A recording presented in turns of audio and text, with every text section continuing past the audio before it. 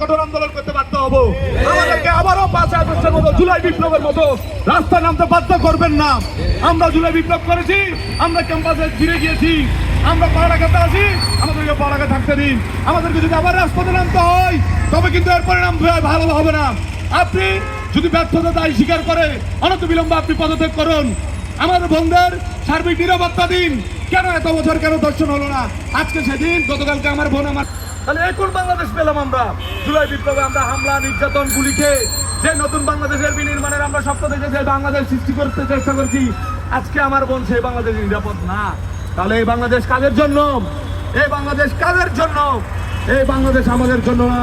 নিরাপদ একটি বাংলাদেশ আপনি যদি বিনির্মাণের চেষ্টা না করেন তবে আপনি সরে যান। আমি আমাদের প্রধান উপদেষ্টা ডক্টর মোহাম্মদ ইউনূস সাহেবের কাছে আকুল আবেদন জানাবো, এই ধরনের স্বরাষ্ট্র উপদেষ্টা আপনার ক্যাবিনেটে মানায় না। যে উপদেষ্টা আইন শৃঙ্খলা পরিস্থিতি ঠিক করতে পারে না, আমার বন্ধুর নিরাপত্তা দিতে পারে না, সেই উপদেষ্টা আমাদের দরকার নেই। আমাদের দরকার সাংগঠনিক লোক যারা কাজ করবে। কাজের জন্য এই জুলাই বিপ্লব আমাদের রক্তের উপরে ভর করে আপনারা ক্ষমতায় বসেছেন, আমাদের রক্তের উপর ভর করে আজকে ইউনূস সরকার বসে আছে। অতএব আমার বোনের রক্ত যাবে সেটা আমরা আর হতে দিতে পারি না। বাংলাদেশ জাতীয়তাবাদী দল সবসময় নির্যাতিত নিপীড়িত মানুষের পাশে আছে, যার প্রমাণ আসিয়ার পরিবারের সাথে গতকাল দেশ নায়ক তারেক রহমান নিজে ফোন করে কথা বলেছেন, তার চিকিৎসার দায়িত্ব নিয়েছেন, তাকে আইনের সহায়তার জন্য যাবতীয় সকল কর্মকাণ্ড উনি নিজ দায়িত্ব নিয়েছেন, আসিয়ার পরিবারের দায়িত্ব উনি তুলে নিয়েছেন।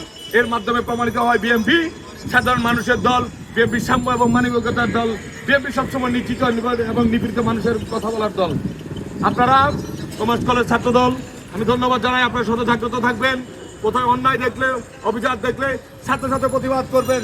বাক স্বাধীনতা, মুক্ত গণতন্ত্রের এই বাংলাদেশে আর কোনো অন্যায়ের পক্ষে কেউ আপোষ করবেন না।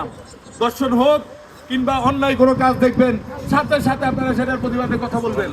আমি এই বলে আমার বক্তব্য শেষ করছি, বেশি কথা বললাম না।